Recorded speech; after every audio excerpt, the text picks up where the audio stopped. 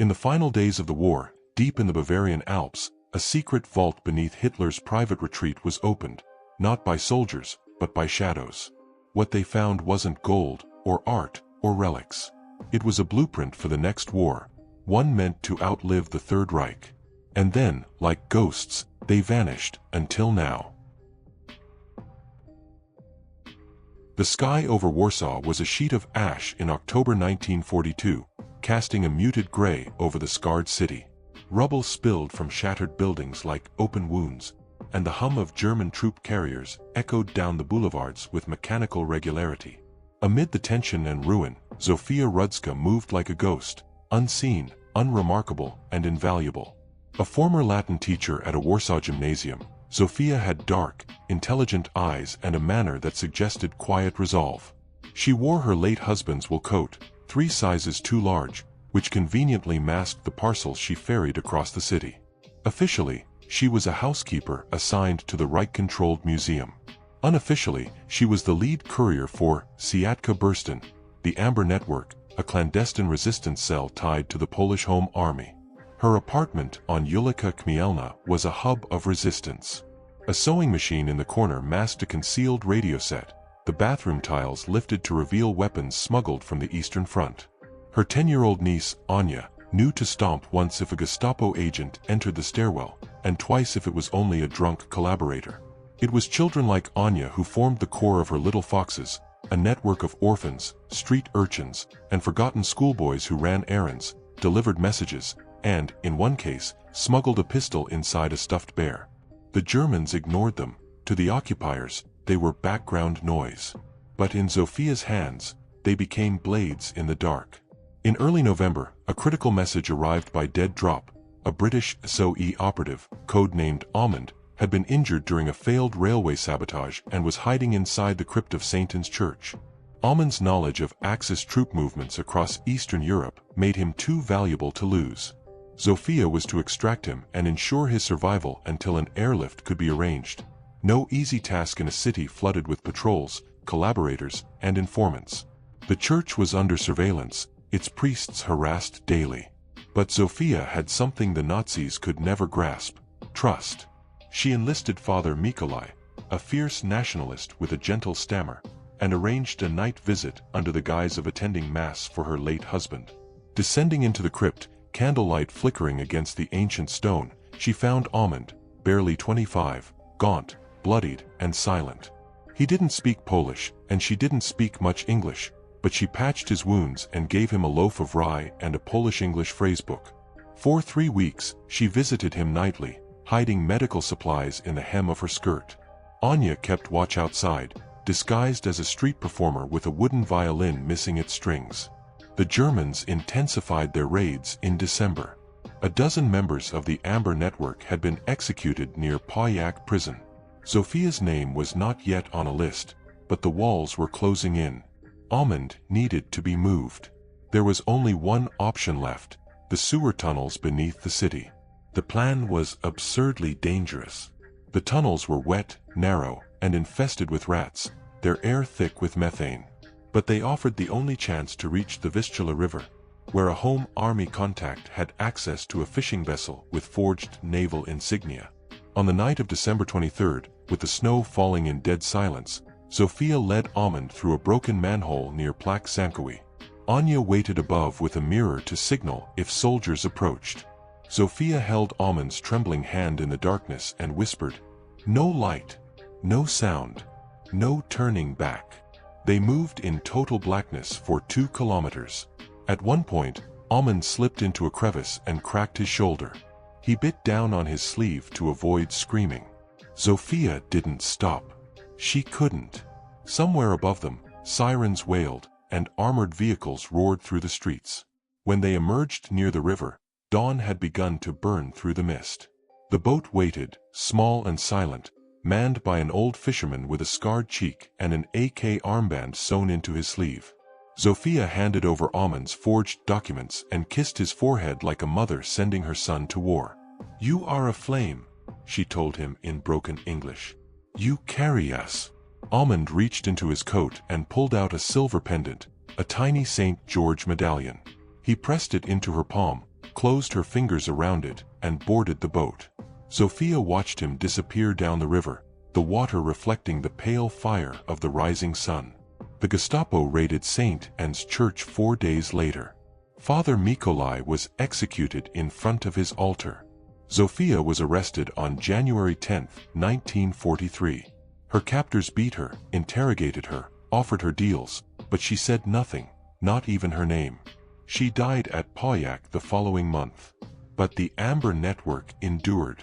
Her little foxes scattered like sparks across Poland, joining other cells, carrying her stories with them. Aman survived the war and testified about her courage to the British Parliament in 1946, but bureaucracy swallowed his efforts to have her recognized. For decades, she remained just a name in a diary. It wasn't until 1992, after Poland's archives were unsealed, that her story began to resurface. In a shoebox preserved by Anya, now a grandmother, lay the medallion, a cracked phrasebook, and a map of Warsaw drawn in colored pencil. On the back of it was written, "To live quietly is not to live passively." She spoke little, but she roared. Today, a statue stands near the rebuilt St. Anne's Church, where a bronze figure in a long coat watches the Vistula. Her face is turned toward the river. Her hand is outstretched, holding nothing and everything. The forests around Lake Narva groaned under the weight of January snow. Trees stood like skeletal sentries, their limbs encased in frost, as the eastern wind swept down from the Russian interior. The war had dragged into its 5th brutal winter, and on the Estonian front, time itself felt frozen. For those stationed there, every second was either borrowed or stolen. Captain Henrik Saar, formerly of the Estonian National Guard, adjusted his cracked spectacles as he surveyed the treeline beyond the foxholes. He wore a mixture of Wehrmacht gray and scavenged Soviet gear, a patchwork soldier for a patchwork army. Behind him crouched the remains of what was once the 10th Estonian Battalion, a ragtag coalition of conscripted farm boys, retired civil servants, and German officers too injured or disgraced for the mainline war. It was January 18, 1944, and the Red Army's advance was rolling westward after breaking the siege of Leningrad. Their next push was expected at Narva, where the river formed both a natural barrier and a symbolic line, beyond which lay the Nazi-controlled Baltic and the remnants of an independent Estonia. For Saar, it was personal. His homeland had been torn in two, first by the Soviets under the Molotov-Ribbentrop Pact, then by the Germans who arrived as liberators and became jailers. He had no illusions. He fought not for ideology but to prevent his people from being crushed again between foreign boots. They called it the Box, a makeshift defensive position constructed around a frozen inlet of Lake Narva. With only a dozen machine guns, a few mortars, and dwindling ammunition, the Box wasn't a stronghold. It was a grave waiting to be filled. But Saar knew the terrain. He knew the lake would not hold weight for Soviet tanks, that their visibility would be reduced by snow squalls, and that morale was as brittle as the ice beneath them. He hoped that would buy them time. On January 20th, the first Red Army probing force appeared, scouts in white snowsuits, flitting through the pines like ghosts. Saar allowed them to approach within 50 meters before opening fire. The ambush was precise, brutal, and short-lived. When the gunfire stopped, 6 Soviet bodies lay crumpled in the snow. But the message had been sent, resistance awaited. That night, Saar lit no fires. The men ate cold potatoes and bread hard as slate. Among them was Private Willem Tam, just 16, who'd lied about his age to enlist. He clutched a photo of his sister, whispered a prayer in Old Estonian, and asked Saar, "Do you think they know we're not Nazis?" Saar didn't answer. He couldn't lie. January 23rd brought the assault. Artillery whistled overhead and detonated behind the lines, turning pine trunks into shrapnel. The Soviets advanced across the lake on foot, believing the defenders would break after the first barrage. But Saar had drilled his men relentlessly, teaching them to wait, to conserve bullets, to aim low. The lake cracked beneath the boots of the first wave. The second wave was ready for it. They came faster, more spread out. Machine gun fire from the Box cut them down in bursts. But the Soviets kept coming. Infantry, sappers, and finally tanks crawling along the lake's edge where the ice was thickest. Tsar knew that tanks meant the end. They had no anti-armor weapons left. "We fall back?" asked Sergeant Mahler, a former Wehrmacht tank commander with a scar across his chin. "No," Tsar said quietly. "We draw them in. Then burn everything." Mahler nodded and handed him the detonator. Charges had been placed beneath the communications outpost, the supply crate, and the latrine, every place a tank might pause or a squad might take cover. As the Soviet T-34 reached the Treeline, Tsar gave the order. Fire erupted beneath the snow. One tank lurched, flipped, and slid sideways into the lake. Men screamed as ice shattered beneath them. The air filled with steam, smoke, and the crack of falling timber. But it wasn't enough. Tsar's men fought from foxhole to tree stump, bleeding every meter of ground. Willem was shot through the chest, dying before he could cry out. Muller was hit by mortar shrapnel while reloading. One by one, the box collapsed. By nightfall, only 4 defenders remained. Tsar, crawling through a gash in the snow, made it to the observation post overlooking the lake. He could see Soviet soldiers lighting fires, digging graves for their dead. Their flags were up. The position was lost. He should have shot himself. It would have been easier. Instead, he buried his insignia, wrapped his coat around his frostbitten hands, and walked north into the forest. 2 weeks later, he was captured by Soviet partisans. He gave a false name and claimed to be a Latvian shepherd. He was sent to a POW camp near Novgorod, where he worked for 4 years building roads through marshland. No one ever discovered his rank, his unit, or the final axe at the box. He died in 1971 in Tallinn, long after Estonia had become another Soviet republic. His name was never inscribed on any wall, nor mentioned in the victory speeches. It was only in 1994, after Estonian independence, that a Russian historian researching forgotten battles of the Eastern Front found references to an unnamed Estonian-led defense near Lake Narva. With the help of recovered Soviet field reports and an anonymous letter found in a Red Army officer's journal, the story of the box came to light. Today, on the shores of Lake Narva, a small stone memorial bears no names, only a phrase carved in 3 languages. "Here, the snow remembers." In the polished hallways of Bletchley Park, where Britain's greatest minds bent their brilliance against Nazi codes, there existed a building that did not appear on any official blueprints. Tucked behind a maintenance shed and disguised as a storage annex, the wooden hut was known by a single designation: Black Cell. It was January 1943 when Amira Khan first stepped onto the icy stones of Bletchley. A British Indian linguist recruited from Bombay University, Amira wore a wool scarf wrapped tight around her jaw to hide her nervous jawline. Her father had been a civil servant in Bengal before the war. Her mother had taught her Sanskrit and patience.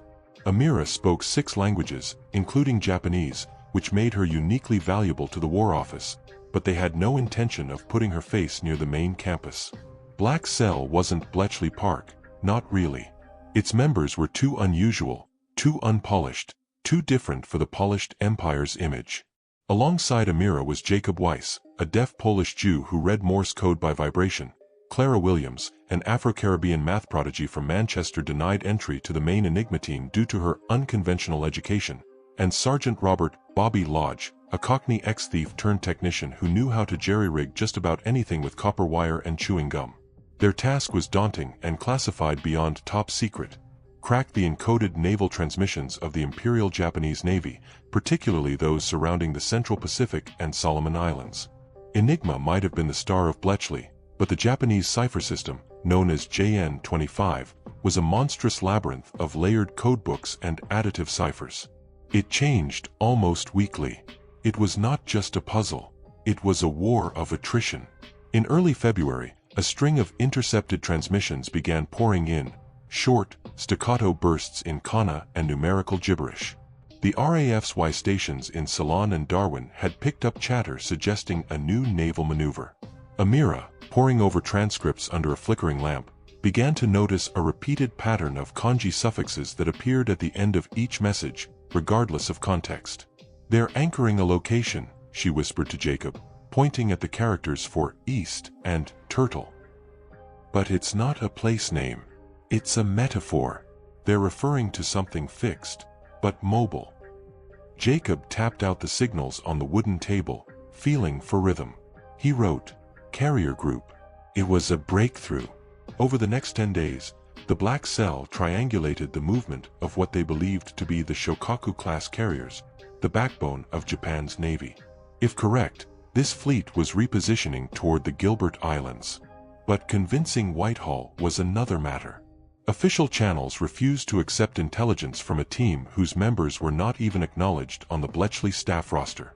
Commander Hargrove, a tall, mustached man with disdain for informality, dismissed their analysis as circumstantial interpretation from a side operation. So Clara did the unthinkable.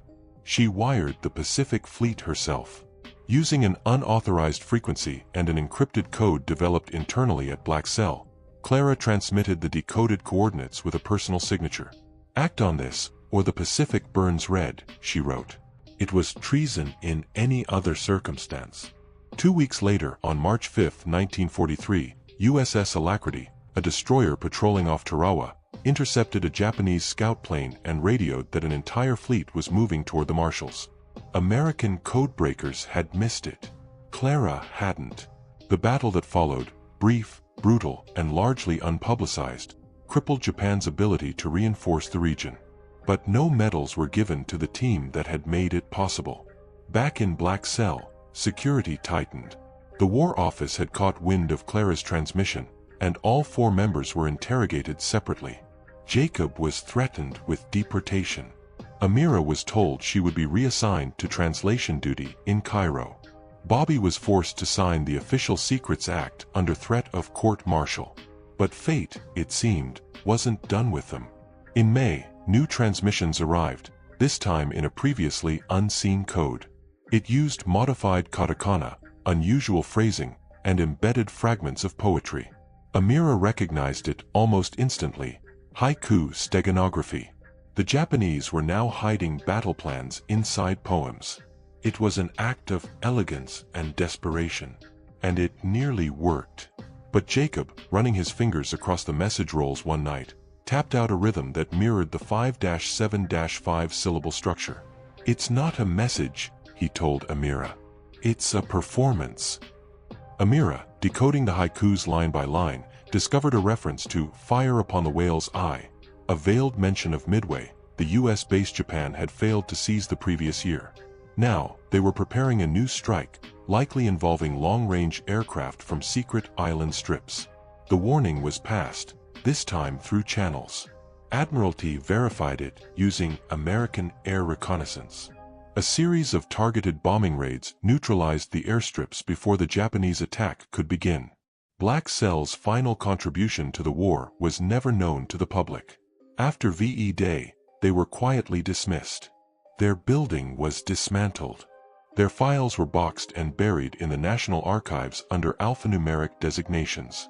Amira returned to India and became a literature professor. Jacob moved to New York, where he taught at a school for the hearing impaired. Clara worked in a factory until she died in 1982. It wasn't until 2013 that a historian named Ruth Elborn, researching race and intelligence work during the war, uncovered a misfiled report titled Unattributed Cipher Contributions, Special Cell 9F. Inside were transcripts, photographs, and signatures from the forgotten team. Today, in a quiet corner of the reconstructed Bletchley Park Museum, a small plaque hangs near an unassuming door marked Annex Storage. It reads, "To those who broke silence, not just code. Voices in the static. Never acknowledged, always heard. Asterisk asterisk." Walter Dean didn't carry a rifle when he landed on the black shores of Iwo Jima. He carried a camera. A battered Leica 3, wrapped in oiled canvas, hung from his neck like a talisman. As the first waves of the U.S. Marines hit the volcanic island on February 19, 1945, Walter moved with them, crawling behind tanks and corpses, capturing not strategy or victory, but faces. Dust-covered, blood-soaked, terrified faces. He was 34, a former photojournalist from Omaha turned U.S. Navy combat photographer. He had joined the war late, after his younger brother Henry died at Guadalcanal. Walter said little to anyone, scribbling in a leather-bound notebook and pressing his eye to the viewfinder like it was a ritual of mourning. The Japanese defenders were dug deep into Mount Suribachi and the island's cavernous ridges. They didn't fire much on the beaches, not at first. They waited until the Americans had bunched, until the sand gripped their boots and the volcanic ash made crawling a struggle. Then, the hill erupted in flame and steel. Machine guns, mortars, and anti-tank cannons screamed from hidden bunkers. The black sands turned red. Walter didn't flinch. He moved through death as if he belonged to it. On the third day of the invasion, Walter found himself pinned behind a Sherman tank with a squad from the 28th Marine Regiment. One of them, a Navajo code talker named Private Franklin Yazzie, tapped messages in a language no Japanese operator could decode. Yazzie was 19, slight and soft-spoken, his voice barely louder than the clicking of his transmitter. Walter took a single photograph of him in profile, the mountains behind him blurred by smoke. It would be one of the only surviving images of Yazzie, alive. 2 hours later, a mortar hit near their position. Franklin was killed instantly, his body flung against the jagged basalt. The Marines buried him that evening behind a collapsed bunker, raising no ceremony, only silence. Walter took no photos of the burial. He couldn't. Instead, he wandered north through the ravaged island, documenting the unpublishable, the burned corpses of Japanese soldiers in cave mouths, Marines shaking with terror, medics weeping over severed limbs. He was there when flamethrower tanks scoured the tunnels, when grenade blasts echoed like thunder in the caverns. His reels filled with things no general wanted to see. He found a Marine sergeant holding a Bible in one hand and a severed ear in the other. The camera clicked once, and then never again in that moment. Walter's notebook later read, "Even saints drown in ash." The official flag raising on Mount Suribachi occurred on February 23rd. Walter missed it. He was with a corpsman trying to save a Japanese soldier who had feigned death, then whispered, "Kill me," in broken English. Walter didn't photograph that either. When the island was declared secured in March, Walter was flown back to Guam. Of the 6,800 Americans killed, more than 2,000 were in the first week alone. Over 18,000 Japanese died, most without surrendering. Walter had captured nearly 1,200 photographs, only 15 of which were cleared for publication. The rest were classified, stored in Navy archives under Psychological Risk, Visual A. Walter left the war soon after. He returned to Omaha with a wooden box of undeveloped film and a silence that unnerved his friends. He refused interviews, offers from Life magazine, and even the Navy's offer to exhibit his work in Washington. He taught photography at a community college, married briefly, and divorced quietly. His students described him as patient, kind, and unreachable. In 1998, at the age of 87, Walter was diagnosed with pancreatic cancer. 2 months before his death, he contacted the Smithsonian and requested a private archive donation. When the curators arrived at his modest home, they found boxes labeled IWO beneath his bed, in a closet, and behind the boiler. Inside were reels of undeveloped film, handwritten captions, and a letter addressed to no one. It read, "I thought if I showed them what we really did, they wouldn't forgive us. Then I thought if I didn't, we wouldn't forgive ourselves." Among the photos was the image of Franklin Yazzie, the Navajo code talker, his eyes fixed on the horizon.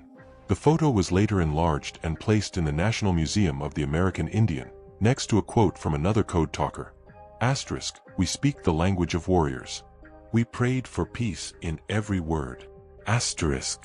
Walter Dean's photographs were finally released in 2002, in an exhibit titled The Black Sands of Silence. They were raw, unflinching, and devastating. One image, of a Marine cradling a dying Japanese teenager, won posthumous awards. Another, showing a flamethrower tank lighting a bunker while a chaplain read a Bible behind it, sparked protest. But perhaps the most haunting was a blurred shot of empty boots in black sand, no soldiers in frame, only smoke drifting like a veil across the lens. To this day, critics call Dean's work the most honest visual account of the Pacific War. He showed no glory, no triumph, only cost. A plaque beneath his final self-portrait at the Smithsonian reads, "Walter Dean, U.S. Navy photographer, 1911 to 1999. He carried a camera where others carried rifles. He returned with truth."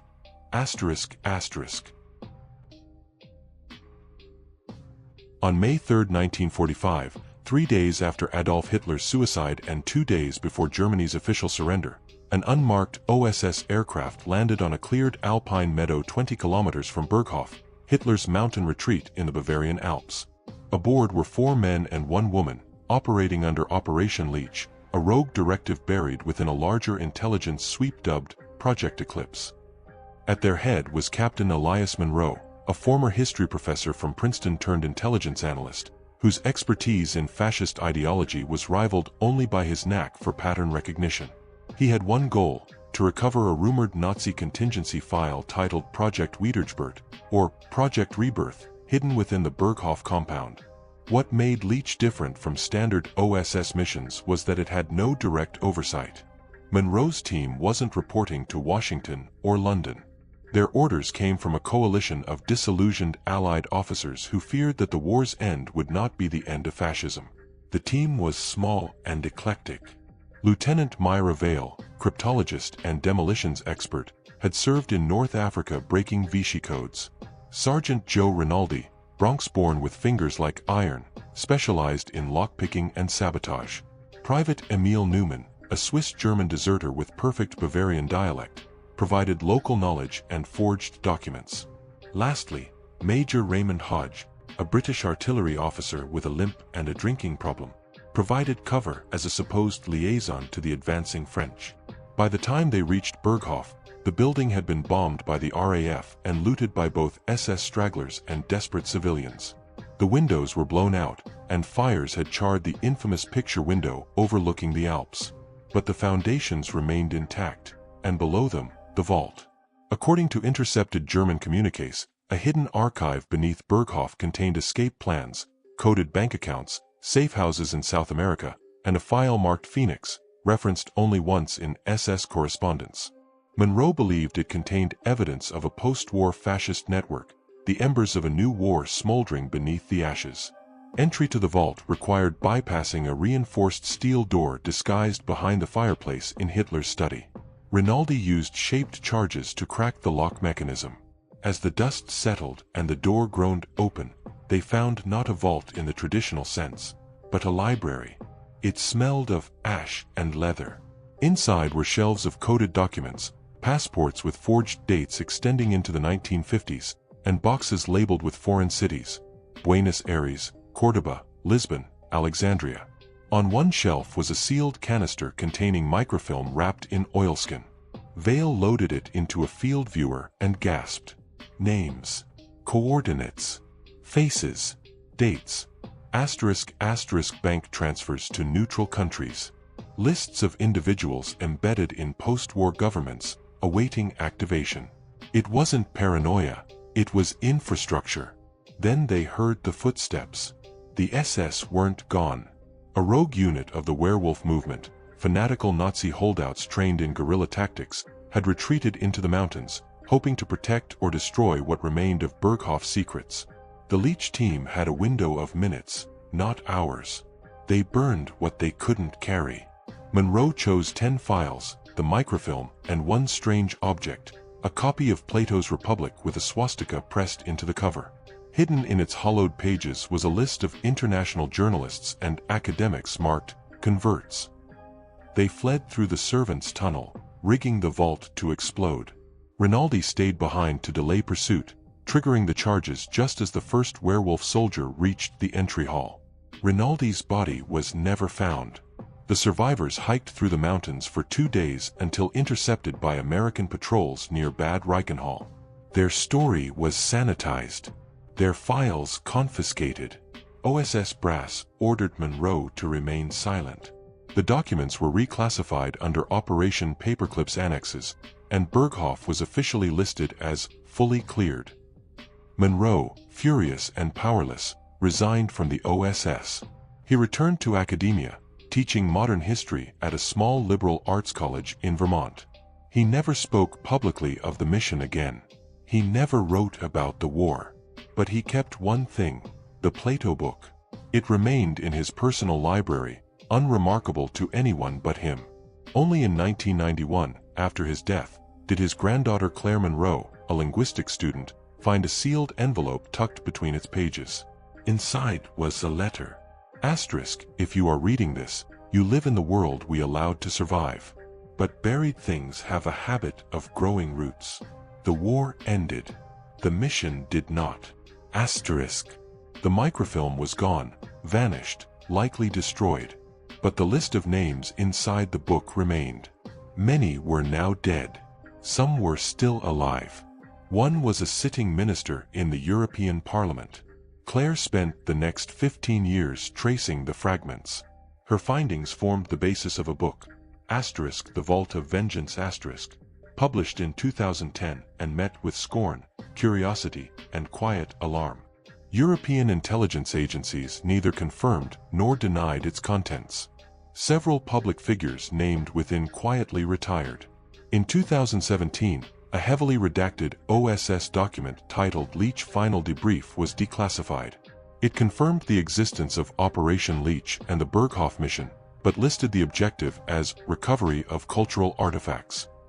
But buried deep in the document, beneath layers of blacked-out text, one line was left uncensored. Phoenix is not a project. It is a principle. The ashes are only the beginning. Today, the ruins of Berghof remain off-limits to the public. Locals say the mountain still holds secrets. But in a small museum in Vermont, behind glass, rests a burned leather book titled The Republic. Its hollow center is empty. Its silence, however, is louder than ever. The Reich fell. The bombs stopped. The borders shifted. But in quiet offices, in polished capitals, the names in that vault kept rising. You were never meant to know them. You were never meant to hear this story. But once you open the vault, something always gets out.